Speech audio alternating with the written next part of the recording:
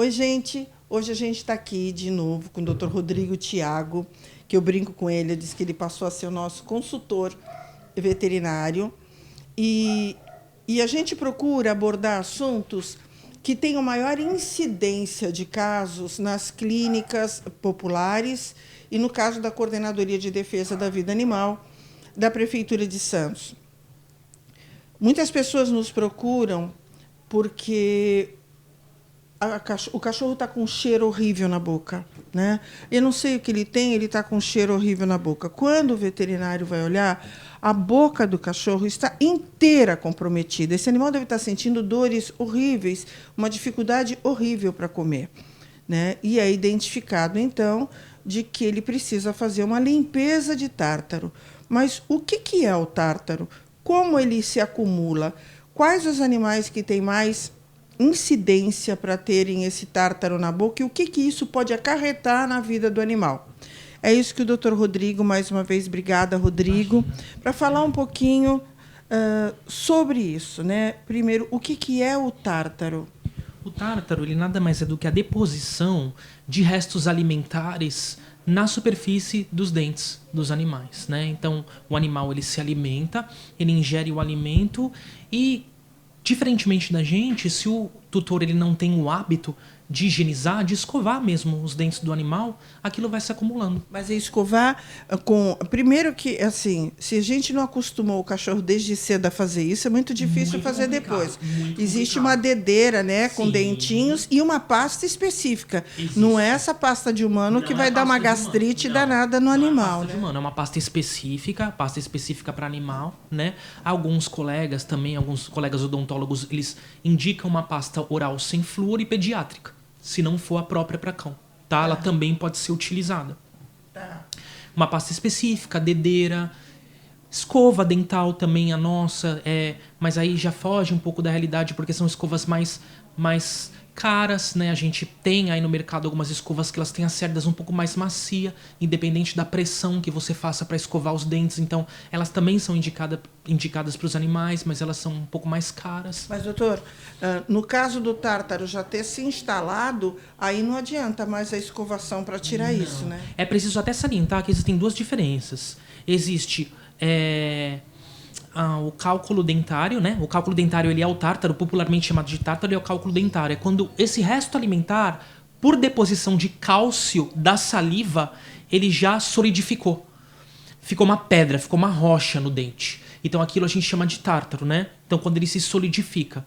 E tem também a placa bacteriana. A placa ela já está mais mole, ela pode sair com a ação da escovação, né? Então o tártaro, que é o cálculo dentário, ele fica ali já a longo prazo. Ele já sofreu uma calcificação, um endurecimento causado pelo cálcio da saliva nesse resto alimentar. E aí, quais são os danos que além da dor que o animal sente, além da dificuldade, independente de comer comida ou comer ração, a gente ainda vai fazer uma matéria sobre alimentação natural, que é super importante. Eu convido todos a assistirem, porque é muito importante falar sobre alimentação natural para cães e gatos. Mas, voltando ao tártaro, independe de ser alimentação natural ou ração. Nesse caso, gente, além da dor do animal, o que mais compromete? Então, além da dor do animal, assim, existem vários estágios, mas o primeiro estágio que chama a atenção do tutor, quando ele vem pra gente relatando algo que vai levar a gente a pensar que é algo na boca, ele vem relatando dificuldade de mastigação, ele vem relatando dor à mastigação, Cheiro, né? Cheiro, ele vem falando da halitose, né? A halitose é o mau hálito, né? Muito proeminente nesse animal. O animal às vezes ele late ou ele fica respirando, arfando com a boquinha aberta. Da mesa de atendimento daqui da minha mesa de anotação já sinto. O animal entra, você já percebe aquela litose, aquele hálito bem fétido, né? Bem ruim mesmo. E ao examinar você vê que tá tudo generalizado, tudo cheio de placa, tudo cheio do tártaro, né? Enfim, a gente vê retração da gengiva, a gengiva puxada lá para cima, em alguns casos mais severos, sangramento. E aí, doutor, isso só fica na boca? Existe algum comprometimento? Existe um comprometimento sistêmico. Em casos de doença periodontal, né, avançada, do tártaro avançado, pode haver comprometimento porque deslocamento bacteriano. Essas placas, elas vão se desprendendo ao pouco dos dentes e o animal vai engolindo, ingerindo essas placas. Então, Ingere bactéria. ingere a bactéria, muita bactéria. Então, quando ele engole, pela corrente sanguínea, essas bactérias elas têm preferência por se depositarem em miocárdio, no músculo cardíaco, causando alterações cardíacas, e nos rins, se depositam nos rins, causando alterações renais e doenças renais também. A gente nota que, às vezes, algumas pessoas que procuram atendimento médico veterinário, algumas pessoas mais humildes que procuram porque o animal é detectado problema renal. Mas, na verdade, não adianta tratar do renal. A boca do animal está inteiramente comprometida. Tão comprometida que, em estágios mais avançados, tem que ter a extração de muitos dentes, o que é benéfico, é melhor do que deixar, porque já perdeu, para que possa depois fazer o tratamento renal, porque senão não adianta, né, gente? E vamos falar agora do tratamento. Assim que é detectado, diagnosticado, vocês já encaminham para a cirurgia que é chamada de limpeza de tártaro, né? E como é que funciona isso? É uma coisa simples? Depois disso, o animal recupera a saúde? Como é que funciona? Então, depende muito do estágio que o animal chega pra gente. Não só a boca, mas geralmente como são animais mais velhos, então a gente faz alguns exames de triagem. Porque assim, infelizmente o animal ele não fica que nem a gente ali paradinho na cadeira do dentista, né? Mesmo que a gente esteja morrendo de medo, a gente fica ali paradinho. Então a gente tem que ser sobre anestesia, na verdade, anestesia geral. Então, como essa doença ela costuma cometer animais mais velhos, a gente pede um exame de sangue, avaliação da função hepática, avaliação da função renal e, em casos de alteração na auscultação, ou dependendo da idade do animal, um exame de coração. Dando tudo certinho, o que eu costumo fazer? A boca está colonizada por milhões de bactérias, é muito feio. E quando o cirurgião ele for fazer a raspagem, ele for com motorzinho, ele for com ultrassom, isso vai se desprender muito mais rápido. E aí pode engolir. Eu entro com um antibiótico específico antes do procedimento para reduzir essa carga bacteriana. Uma semana antes da cirurgia, toma o antibiótico. Eu entro e continuo a tomar depois. Por quê? Porque fazem microerosões, fazem machucados também. Não é que o cirurgião é ruim, não é que ele errou, mas machuca um pouquinho. Claro que machuca. Então eu continuo com o antibiótico depois. Eu entro com o antibiótico antes para redução da carga bacteriana e continuo com o antibiótico depois. Quanto tempo leva essa cirurgia, doutora? Assim, em média, 10 minutos, meia hora? No máximo, assim, depende de cada estágio. Tem animal que geralmente tem animais que os proprietários eles são zelosos, eles sempre trazem direitinho. Eu tenho inclusive um paciente, mas aí já é um caso à parte, né? Ele é de uma dentista, então ela traz pra mim certinho, ele fica 5 minutos na limpeza e vai embora. Agora, tem pacientes aqui que, inclusive... Não é o normal. O normal é chegar com a boca totalmente comprometida, inclusive, sabe, gente? É muito feio. A gente está mostrando aí para vocês, mas ver ao vivo, eu vou dizer uma coisa... E quando dá bicho dentro da boca? Muitos casos. Muito. A gente atende animal com miase, com bicheira na boca, decorrente de tão avançado que está aquela doença periodontal, porque sangra muito. Então, às vezes, o proprietário não percebe, é um proprietário muito humilde, um proprietário carente, um proprietário que mora longe. Enfim, geralmente pessoas bem humildes, né? Eles vêm, a gente abre a boca. Sangue é meio atraente, é meio de cultura para mosca. Então, ela vai, posa e já tem um monte de buraco, um monte de bicheira na boca.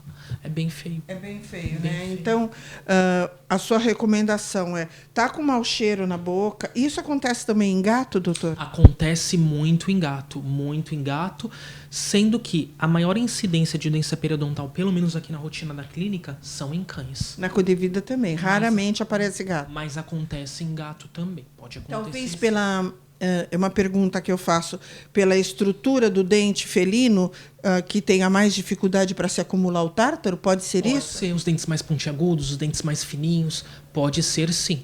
Eles não estão livres, mas a incidência é menor. Pelo menos na rotina daqui, a incidência é muito maior em cão, de doença periodontal. E tem também a tendência, né, doutora? Eu tive um gatinho, gente, eu nem vou dizer para vocês quantos gatos eu tenho, mas eu tive um gatinho, gente, que com 6 meses eu comecei a notar um cheiro horrível na boca do gato. Como que pode um filhote com um cheiro ruim na boca? E eu levei no veterinário, era tártaro. Um bicho de 6 meses com tártaro na boca. É uma tendência absurda, né? Ele foi fazer limpeza de tártaro com 6 meses. Pode acontecer, inclusive uma gata minha também. Pessoalmente, ela não tinha nem 1 ano de idade e já tinha os dentinhos comprometidos. Isso é muito de animal para animal, de indivíduo para indivíduo. E o mesmo acontece com o ser humano. Já tem comprovado em alguns estudos, isso já é sabido de algum tempo até, que dependendo do pH, da alteração do pH salivário, o pH da saliva, ele proporciona, e das ranhuras, da estrutura da superfície dentária, sim, você tem mais tendência a acumular ou menos tendência. Já atendi cães de rua aqui que vieram para a primeira avaliação com 12 anos de idade que a boca era linda. Muito importante é você habituar o animal desde muito filhote. Eu costumo falar para os proprietários que trazem o seu gatinho, trazem o seu cão para mim na primeira consulta, aquela consulta que acabei de pegar o bicho e eu vim para orientações gerais. Já falo, compra uma dedeira, coloca a mão na boca, passa a mão no dentinho, passa a mão na língua, passa a mão em toda a boca, abre a boquinha, acostuma. Acostuma desde cedo, porque aí é mais fácil, viu, gente? Mas olha, olha a boca do seu animal, abra a boquinha dele, olha lá no fundo os dentes, tá escuro, tá marronzinho, leva no veterinário. Não deixa para depois, porque aí problema cardíaco, problema renal, é muito mais difícil de cuidar. E isso uma cirurgia e um cuidado pós-operatório resolve, né, doutor? Quer falar alguma coisa? Resolve, ajuda bastante, a gente vai acompanhando. Claro que cada caso é um caso, mas geralmente, assim, a doença periodontal em si, dependendo da gravidade, dependendo do estágio da doença periodontal, a maioria das doenças periodontais, das doenças bucais que eu atendo aqui, elas têm finais felizes, tem sim. E, inclusive, assim, aconteceu um caso engraçado aqui que eu atendi um gato, até, e foi o único caso que teve que o Ronaldo Vius, o Dr. Ronaldo Vius, cirurgião, ele atendeu esse gato, ele conseguiu mexer em 2 dentes, sendo um caso excepcional de ter que encaminhar para o dentista, né? O odontologista veterinário. Claro que tem casos que a gente tem que encaminhar para o odontologista, que é o veterinário. É raro, né, doutor? Sim, é raro. Mas tem casos que sim, que aí a gente encaminha. Mas a maioria deles, fazendo tudo direitinho, tem finais felizes sim. De modo geral, aquilo que a gente costuma dizer, vamos olhar no olho do nosso animal, olhar, ver se ele está andando como sempre andou, se ele mudou o comportamento. Quando muda, não é malcriação. Ele mudou por alguma razão. Quem faz malcriação é ser humano. Então, quando ele muda, ele tem uma razão para mudar. Olhe sempre a boquinha do seu animal, cuide dele, porque é isso que a gente quer, tá bom?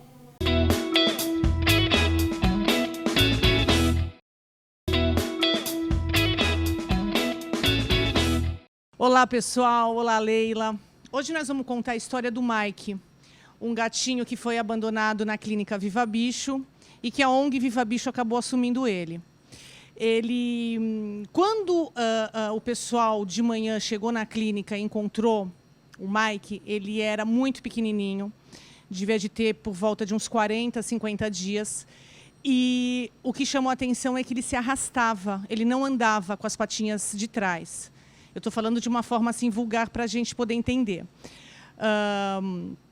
A gente tem câmeras, o circuito de câmeras lá na frente. A gente foi procurar saber o que tinha acontecido, como é que foi a forma que abandonaram ele. E o que eu assisti na câmera foi, da calçada, arremessaram ele pelo rabo para dentro da clínica, né? E isso foi o motivo de alguma fratura, alguma lesão? Ele já estava assim?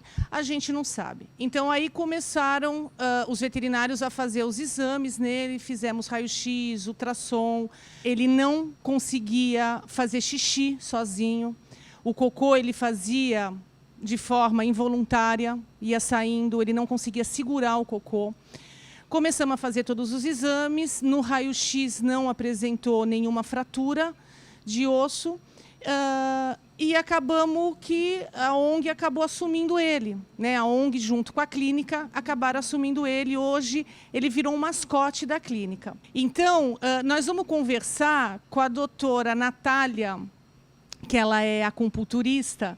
Hoje, ela faz acupuntura também na clínica Viva Bicho, mas, na época, a gente fazia lá na Cuvete, que a doutora Carol cedeu para a gente, né, a acupuntura do Mike, gratuitamente. E ela acompanhou todo o tratamento dele, até porque foi ela que fez a acupuntura, ela acompanhou todo o tratamento dele e ela pode falar melhor para a gente o que aconteceu com o Mike. Porque uma coisa interessante é que assim, ele fica aqui na clínica. Ele é um gato normal, né? Ele corre, ele pula, vocês estão vendo aí nas imagens, ele corre, ele pula, ele brinca com os outros. Então, assim, você olhando, você não diz nada sobre ele. Mas ele, até hoje, ele não faz cocô, né, sozinho. Quer dizer, ele faz cocô sozinho de forma involuntária e xixi ele não faz, precisa esvaziar. Doutora Natália, obrigada. Me fala um pouquinho do Mike. Você começou a fazer acupuntura nele desde bem filhotinho, né? Ele era filhote ainda. Eu acho que foi no meio do ano passado que a gente fez acupuntura nele. Ele sofreu uma lesão na coluna e isso causou um déficit neurológico nele. Foi no final da coluna essa lesão. Então, no início do tratamento, ele não andava e ele não tinha o movimento da cauda, né, do rabo. Hoje em dia, ele consegue andar, ele é um gato normal, mas ele ficou sequelado, vamos dizer assim. Então, ele tem essa deficiência de esvaziar a bexiga, então precisa que alguém esvazie a bexiga dele. Ele não tem muito controle para defecar, mas ele é um gato normal, ele anda normalmente. Foi por conta da acupuntura que ele voltou a andar, porque no início ele só se arrastava com as patinhas de trás. Hoje em dia ele consegue andar como se nada tivesse acontecido. Porque o nosso desespero, pessoal, o que era? Como é que você mantém um gato, um filhote? Vocês imaginem um filhote de gato com 40, 50 dias, não tem 2 meses o bebê, né? E ele aqui, ele era normal, só que ele se arrastava. E assim, a gente sabe que gato gosta de pular, de brincar. Gato é um animal vertical. E quando ele ficou aqui, eu perguntava sempre para os meus veterinários aqui, para os veterinários da clínica, ele vai voltar a andar? Ele vai ficar normal? Calma, Mariluce, tem que ter tempo, não dá para saber, porque a fratura que ele tem é uma fratura, doutor, é uma lesão, né? Ele tem uma lesão neurológica, não é uma fratura. Não é no osso, né? Não é. Tanto que no raio-x não tem nenhuma alteração. Ele tem uma alteração neurológica na porção final da coluna dele. O que significa? Significa que uma cirurgia na coluna não resolve nada porque ele não tem fratura na coluna, é na medula, né? Isso. Então, o que a gente tinha que esperar? Era o tempo, era o tratamento medicamentoso que estava sendo feito na clínica e o tratamento com acupuntura que a doutora Natália estava fazendo. Então, era o tempo. E aí, o gostoso disso, o que foi? Foi quando ele começou, né? Porque ele ia toda semana, né, Natália? Lá na cuvete. Então, quando ele começou a mexer as patinhas de trás, aí ele começou a ficar de pé, aí já começou a vir aquela esperança em todo mundo, nossa, o Mike já fica de pé, o Mike já está começando a dar os primeiros passinhos, não foi isso? O Mike, ele é um gato cheio de saúde, ele é um gato que só, ele precisa de uma certa ajuda, né? Mas ele é um gato maravilhoso e amado por todos aqui, né? Todos, ele é a paixão aqui da clínica, né? Na verdade, ele precisa de ajuda. Não é um animal que a gente possa esquecê-lo por muito tempo, porque ele precisa que esvazie a bexiga dele. Um detalhe curioso, o que acontece? Às vezes, um movimento muito intenso aqui na clínica passa desapercebido ele está aqui, passa desapercebido. Ele entra no consultório da clínica, ele começa a olhar para o veterinário e ele começa a miar. O que está acontecendo ali? Ele pede para fazer xixi, para esvaziarem a bexiga dele. Então, quando ele está muito incomodado, ele mesmo, às vezes ele está aqui fora, está brincando, ele entra, principalmente na internação com a doutora Priscila, olha para ela, começa a miar, ela já sabe. Ele fica quietinho, exatamente como vocês estão vendo nas imagens. Ela esvazia a bexiguinha dele, pronto, botou no chão, vai para o mundo de novo brincar, né? Então, ele é um animal que a gente precisa sempre ter muito cuidado com ele. O cuidado é só isso, é de sempre estar esvaziando a bexiga dele. E as fezes é involuntária. A gente fala que ele é o fertilizante do mundo, né? Tanto é que ele é um gato extremamente simpático e quando tem muita gente aqui na internação, que ele vai lá porque ele gosta de brincar com os cachorros, ele gosta de brincar com os outros gatos aqui da clínica, que estão de cliente, que está esperando por atendimento. E a gente até brinca, olha, cuidado porque ele vai te fertilizar. Porque às vezes ele está sujo, né? Ele fica fazendo o cocôzinho dele sem sentir, então ele fica sujo. Mas é uma vitória, né, doutora Natália, desse gato? Com certeza, é uma história muito bonita. Um detalhe importante, pessoal, que a gente sempre, às vezes a gente observa, até mesmo nas redes sociais, quando o animal é encontrado muito debilitado, ou até mesmo uma situação como o Mike, né? Dependendo, a pessoa ela desiste muito cedo do animal. Ela acha que não vai ter recuperação, ou, como eu já escutei, que o tratamento vai ficar muito caro, vai dar muito trabalho, né? Então, a pessoa acaba desistindo do animal porque acha que ele não vai ter mais recuperação. É triste se o Mike não andasse? Sim, seria triste. Mas olha, se a gente tivesse tomado alguma atitude precipitada, a gente não teria essa alegria que é tê-lo aqui na clínica, né? Que é esse gato. Então, é importante a gente sempre escutar os bons profissionais, né? Procurar por eles, né? E insistir um pouco no tratamento antes de tomar alguma atitude precipitada. Não é isso, doutora? A eutanásia nunca é a primeira opção. A gente sempre tem que, pelo menos, tentar. A acupuntura, por exemplo, ela entra como uma forma de tratamento alternativa, integrativa, que ajuda com tratamentos que a medicina que a gente está acostumado, a medicina tradicional que a gente está acostumado a ver no dia a dia, muitas vezes não trata, e a acupuntura entra para agregar e resolver problemas que muitas vezes não tem uma solução. Com medicação, né? Exatamente. E o Mike é um exemplo desse, né? Lesões de coluna que causam déficit de mobilidade, muitas vezes a acupuntura ela resolve de uma forma incrível o problema, que não precisa ser resolvido de uma forma tão drástica como desistir né, do animal, né? E a gente vê aqui na clínica, viu, pessoal? Tem muita gente que está vindo com seus animais fazer acupuntura e parece que é uma coisa... É ciência, é estudo, é técnica, mas a gente, quando olha, parece uma coisa realmente milagrosa. A gente não tem o conhecimento, né? Aquelas agulhinhas no corpo do animal. Gente, funciona. A gente está até com um Rottweiler aqui que ele não andava, ele chegou para você sem andar. O cachorro agora o dono tem que segurar forte porque ele puxa, ele vai embora andando. Então, realmente, é incrível o poder da acupuntura. Você quer deixar algum recado, doutora?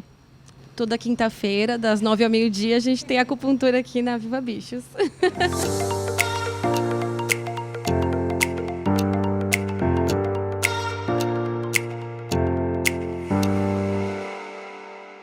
O programa Amigo Animal está ficando por aqui. Espero que vocês tenham gostado e até a semana que vem.